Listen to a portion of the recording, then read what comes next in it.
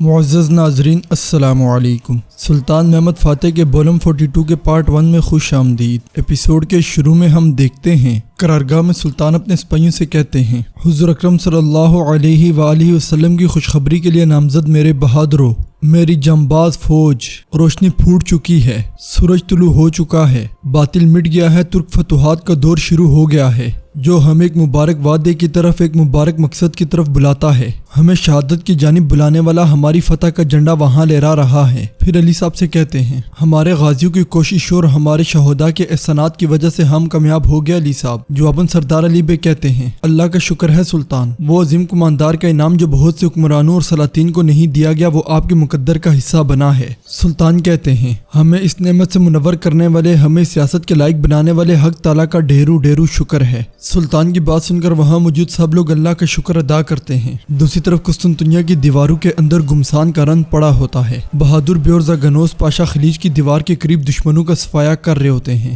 ہر طرف بزنطینی سپاہیوں کی لاشیں ہی لاشیں پڑی ہوتی ہیں۔ وہاں موجود نطرس مزاحمت کی بھرپور کوشش کر رہا ہوتا ہے، مگر بہادر بیور زاگنوس پاشا کی تلواریں دشمنوں کو مسلسل کاٹ رہی ہوتی ہیں۔ اسی دوران ایک کمانڈر آ کر نوترس سے کہتا ہے، جناب ہمیں پیچھے ہٹنے کی ضرورت ہے۔ یہ سن کر نوترس ادھر ادھر دیکھتا ہے اور اپنے سپاہیوں کو مرتے ہوئے دیکھ کر بے بسی سے کہتا ہے، ہمارے پاس ہتھیار ڈالنے کے سوا کوئی چارہ نہیں ہے، سب ختم ہو گیا ہے۔ یہ کہتے ساتھی نوترس ہتھیار ڈال دیتا ہے۔ نوترس کو ہتھیار ڈالتے ہوئے دیکھ کر اس کے پاس موجود بزنطینی سپاہی کہتا ہے، سب سے پہلے تم ہی مرو گے۔ یہ کہتے ساتھی وہ نوترس کو مارنے لگتا ہے، مگر زاگنوس پاشا اسے موت کے گھاٹ اتار دیتے ہیں۔ پھر اپنی تلوار نوترس کے گلے پہ رکھتے ہوئے کہتے ہیں، تم راستے کے اختتام پہ آگے ہو نوترس۔ جواباً نوترس کہتا ہے، اگر میں راستے کے اختتام پہ آ گیا ہوتا تو ابھی تم مجھے نہ بچاتے۔ جواباً زاگنوس پاشا کہتے ہیں، تمہیں ضائع ہونے سے بچانے کے لیے، اس لیے نہیں کہ تم زندہ رہو گے۔ نوترس پوچھتا ہے، کیا آپ واقعی غیر مسلح آدمی کو ماریں گے زاگنوس؟ زاگنوس پاشا کہتے ہیں، جنگ اپنے اصول طے کرتی ہے، یہ تم اچھی طرح جانتے ہو، مسلح یا غیر مسلح تم مرو گے نوترس۔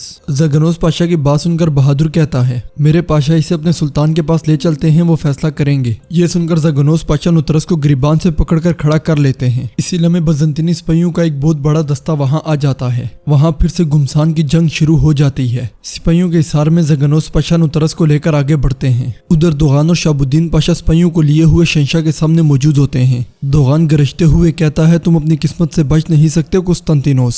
شہنشاہ مسکراتے ہوئے اسے حملہ کرنے کا اشارہ کرتا ہے۔ شہنشاہ کو اس طرح اشارہ کرتے ہوئے دیکھ کر دوغان سپاہیوں کو لیے ہوئے غصے میں آگے بڑھتا ہے، مگر سپاہی جلدی شہنشاہ کے جال کا شکار ہو کر خندق میں جا گرتے ہیں۔ دوغان اور شہاب الدین پاشا بمشکل خود کو روکتے ہیں، مگر ان کے سنبھلنے سے پہلے ہی شہنشاہ سپاہیوں کو تیر برسانے کا اشارہ کر دیتا ہے۔ شہنشاہ کا حکم ملتے ہی دیواروں پر موجود بزنطینی سپاہی ان پہ تیر برسانے شروع کر دیتے ہیں، جس کی وجہ سے بہت سے جنسیری سپاہی مارے جاتے ہیں۔ یہ دیکھ کر شہاب الدین پاشا گرجتے ہوئے کہتے ہیں، پیچھے ہٹو پیچھے ہٹو۔ انہیں پیچھے ہٹتے ہوئے دیکھ کر شہنشاہ کہتا ہے، آگے آؤ آگے آؤ۔ دوغان چلاتے ہوئے شہاب الدین پاشا سے کہتا ہے، پاشا آپ دوسری طرف سے جائیں اور حملہ کریں۔ دوغان کی بات سنتے ساتھ ہی شہاب الدین پاشا سپاہیوں کو لے کر دوسری طرف نکل پڑتے ہیں۔ دوغان بھی ایک جانب سے آگے بڑھ کر بزنطینیوں پہ حملہ ور ہو جاتا ہے۔ جنسیری سپاہی بلندی پر موجود بزنطینیوں پر تیر برسانی شروع کر دیتے ہیں۔ صورتحال دیکھ کر شہنشاہ سپاہی سے کہتا ہے، فرانسسکو اور اورہان کو خبر کرو، فوراً یہاں آنے کو کہو۔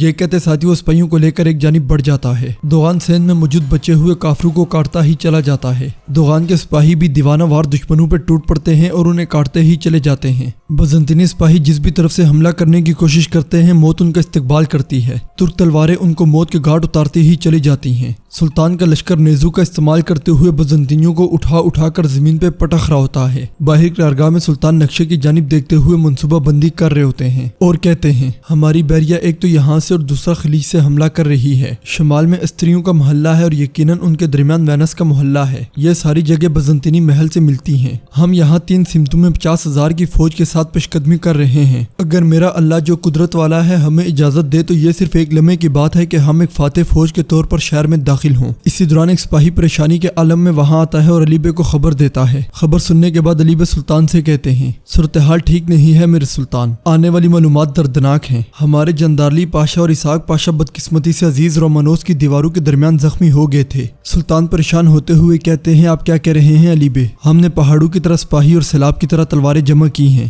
یہ کیسے ہو سکتا ہے؟ جواباً علی بے کہتے ہیں واضح ہے کہ کافروں نے ایک مضبوط منصوبہ بنایا ہے۔ خلیل پاشا اور اسحاق پاشا کو دوسرے راستے سے لشکرگاہ میں لایا گیا ہے۔ اسحاق پاشا بالکل ٹھیک ہیں لیکن جندارلی؟ سلطان پریشان ہوتے ہوئے کہتے ہیں کیا ہوا جندارلی کو؟ علی بے کہتے ہیں ان کے سینے میں تیر لگا ہے، حالت تشویشناک ہے، مجھے ڈر ہے کہ… سلطان علی صاحب کی بات مکمل ہونے سے پہلے ہی کہتے ہیں نہیں، جندارلی نے مجھ سے وعدہ کیا۔ جندارلی نے کہا کہ ہم کندھے سے کندھا ملا کر اس شہر میں داخل ہوں گے۔ اسے میری فتح کے خواب پر یقین تھا، اس نے حلف لیا اور میرے ساتھ کھڑا ہو گیا۔ وہ مجھے اکیلا نہیں چھوڑ سکتا، وہ یہ نہیں کر سکتا۔ ادھر قسطنطنیہ کی دیواروں کے پیچھے گمسان کا رنگ پڑا ہوتا ہے۔ زگنوس پاشا اور بہادر بے سپاہیوں کو کاٹتے ہوئے مسلسل پیش قدمی کر رہے ہوتے ہیں۔ بزنطینی بھی ہر طرف سے بڑھ چڑھ کر حملے کر رہے ہوتے ہیں۔ زگنوس پاشا بلند آواز سے کہتے ہیں نوترس کی حفاظت کرو، نوترس کی حفاظت کرو۔ حکم ملتے ہی سپاہی نوترس کو حصار میں لے لیتے ہیں۔ بزنطینی سپاہیوں کے خاتمے کے بعد زگنوس پاشا کہتے ہیں نوترس کی حفاظت کو یقینی بناؤ۔ حکم ملتے ہی سپاہی نوترس کو لے کر ایک جانب چلے جاتے ہیں۔ پھر زگنوس پاشا کہتے ہیں یہ دیوار گر گئی ہے، دوسری دیواروں میں لڑائی جاری ہے، ہمیں اپنے سپاہیوں کی مدد کرنی چاہیے۔ حکم ملتے ہی بہادر بے سپاہیوں کو لے کر وہاں سے نکل پڑتے ہیں۔ دوسری طرف قرارگاہ میں اسحاق اور جندارلی کا علاج جاری ہوتا ہے۔ جندارلی کو بے ہوش دیکھ کر وہاں موجود اسحاق کہتا ہے اے عظیم جندارلی، ایک تیر کی وجہ سے تم مجھے یہاں نہیں چھوڑ سکتے۔ میرے اللہ میں تجھ سے التجا کرتا ہوں کہ اسے شفا دینے میں کمی نہ کر۔ اسی دوران وہاں سلطان آتے ہیں۔ سلطان کو دیکھ کر اسحاق کھڑا ہونے لگتا ہے تو سلطان کہتے ہیں بیٹھے رہو اسحاق، بیٹھے رہو، تم غازی ہو، ہمیں بے ادبی کے ساتھ نہ آزماؤ، خدا تمہیں شفا عطا فرمائے۔ اسحاق بیٹھتے ہوئے کہتا ہے شکریہ میرے سلطان، اللہ جندارلی کو شفا دے۔ سلطان وہاں موجود طبیبوں سے پوچھتے ہیں میرے لالا کی کیا صورتحال ہے؟ جواباً طبیب کہتا ہے سلطانی نے ایک تیر لگا لیکن ہم نے بمشکل تیر کا سر باہر نکالا، ان کا بہت خون بہہ گیا ہے، میرے سلطان ان کی حالت نازک ہے۔ سلطان غصے سے کہتے ہیں یہاں جو آدمی گرا ہوا ہے یہ کوئی عام آدمی نہیں ہے طبیب، ریاست عثمانیہ میں روح پھونکنے والا یہ جندارلی پاشا ہے، اگر ان کی سانسیں رکتی ہیں۔ سلطان کی بات مکمل کرنے سے پہلے ہی اسحاق کھڑے ہو کر کہتا ہے میرے سلطان نہیں رکیں گی، امید مت ہاریں۔ سلطان وہ جندارلی ہے، جندارلی عظیم خلیل پاشا۔ سلطان یہ بہت سے مصائب اور بہت سی مشکلات سے گزرے ہیں، یہ انشاءاللہ جلدی اڑ جائیں گے۔ اسحاق کی بات سن کر سلطان بھی کہتے ہیں انشاءاللہ۔ دوسری طرف بزنطینی سپاہی آگے اور ترک سپاہی ان کے پیچھے بھاگ رہے ہوتے ہیں۔ بزنطینی سپاہی ہوشیاری کا مظاہرہ کرتے ہوئے انہیں جال میں گھسیڑ کر لے جاتے ہیں اور اگلے ہی لمحے ان پہ تیر برسا دیتے ہیں۔ یہ دیکھ کر شہاب الدین پاشا چلاتے ہوئے کہتے ہیں ڈھالیں۔ حکم ملتے ہی سپاہی ڈھالوں کا حصار بنا لیتے ہیں، مگر دیواروں پر موجود بزنطینی سپاہی بھی ہر طرف سے تیر برساتے ہی چلے جاتے ہیں۔ دوسری طرف دوغان بھی مسلسل کافروں کو کاٹ رہا ہوتا ہے۔ بلندی پر موجود بزنطینی سپاہی جنسیریوں کو روکنے کے لیے مسلسل تیر برسا رہے ہوتے ہیں، مگر ان کی پوری کوشش کے باوجود جنسیری مسلسل آگے بڑھ رہے ہوتے ہیں۔ یہ دیکھ کر دیوار پر موجود ایک بزنطینی سپاہی آگ والا تیر بارود کے ڈرموں میں دے مارتا ہے، زوردار دھماکہ ہوتا ہے اور دوغان کے آس پاس موجود لڑنے والے جنسیری سپاہی دور جا گرتے ہیں۔ دوغان کے قدم بھی لڑکھڑا جاتے ہیں اور وہ گھٹنوں کے بل آ جاتا ہے، مگر اگلے ہی لمحے ایک زبردست کمانڈر کی طرح اٹھ کھڑا ہوتا ہے اور سپاہیوں کو اکٹھا کرتے ہوئے کہتا ہے سب یہاں آؤ۔ پھر اپنے سینے پہ ہاتھ مارتے ہوئے کہتا ہے تم سب مرو گے۔ یہ کہتے ساتھی وہ سپاہیوں کو لے کر آگے بڑھ جاتا ہے۔ ادھر قسطنطنیہ کی اندرونی دیواروں کے پاس موجود شہنشاہ اورحان اور فرانسسکو سے پوچھتا ہے عزیز رومانوس میں کیا صورتحال ہے؟ اورحان کہتا ہے سب کچھ ہمارے منصوبے کے مطابق ہو رہا تھا لیکن مدد آ گئی، عزیز رومانوس گر گیا ہے۔ پھر فرانسسکو کہتا ہے لیکن ان کا نقصان بہت زیادہ ہے، ان کی تقریباً نصف فوج ماری گئی ہے۔ شہنشاہ کہتا ہے تھیوڈوسس میں بھی ایسا ہی ہے، ان کی تعداد کم ہوتی جا رہی ہے۔ شہر کے تمام جال تیار ہیں نا؟ محمد سوچ رہا ہے کہ ہمارا دفاع صرف دیواروں تک ہے، انہیں شہر کے اندر کی جہنم دکھاؤ، مجھے تم سب پر بھروسہ ہے۔ فرانسسکو کو زخمی دیکھ کر شہنشاہ پریشان ہوتے ہوئے کہتا ہے تم زخمی ہو فرانسسکو؟ جواباً فرانسسکو کہتا ہے یہ کچھ بھی نہیں ہے، میں خود کو سنبھال لوں گا۔ یہ کہتے اور سنتے ساتھی وہ اپنے راستے پر نکل پڑتے ہیں۔ دوسری طرف سلطان اسحاق کو لیے ہوئے خیمے سے باہر آتے ہیں، وہاں موجود علی بے سے پوچھتے ہیں عزیز رومانوس کی کیا صورتحال ہے علی بے؟ جواباً علی بے کہتے ہیں صورتحال اچھی نہیں ہے میرے سلطان۔ سلطان اسحاق سے پوچھتے ہیں اسحاق یہ کیسے ہو سکتا ہے؟ ہم نے جھنڈے لگے ہوئے دیکھے ہیں، سامنے کی دیواریں گر چکی ہیں، ہمارے سپاہی دوسری صف میں لڑ رہے ہیں، فتح کی خبر نہیں آئی کیا؟